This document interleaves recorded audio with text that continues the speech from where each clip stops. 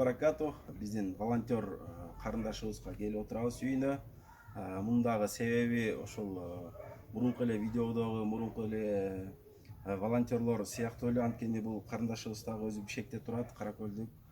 Ушул бишекте туруп дагы жөн отурбай өзүнүн жардамын, өзүнүн колун сунуп бизге жардам берип турду.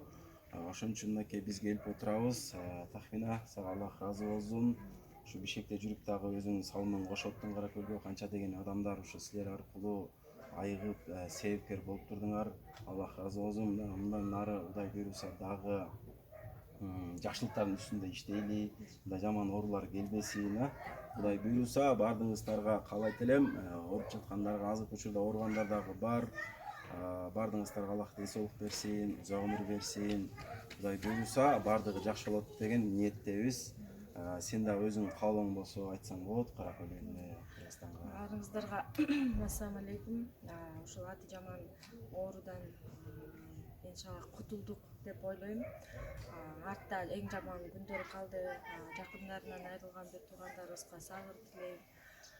Мындан ары жалаң ден соолукта болуңуздар, оорубаңыздар, үй бүлөңүздөр менен, жакындарыңыздар менен аман болуңуздар. Ооруп жаткандарга Аллах таалам шифасын берсин.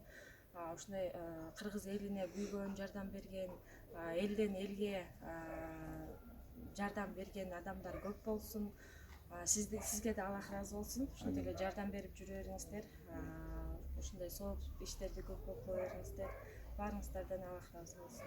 Рахмат, мынакей, ушуну алып коюп кичине болсо дагы бизден сага кичине болсо да мотивация болсун, Кудай буйруса. Эми мындай кагаз бул эми, бирок баардык нерсе Аллахтын ыраазычылыгы үчүн болсун. Мынакей тапшырып атам. Баарыңыздарга рахмат. Сага кааларым узак өмүр, ден соолук, бактылуу бол, бала чакаң жакшы.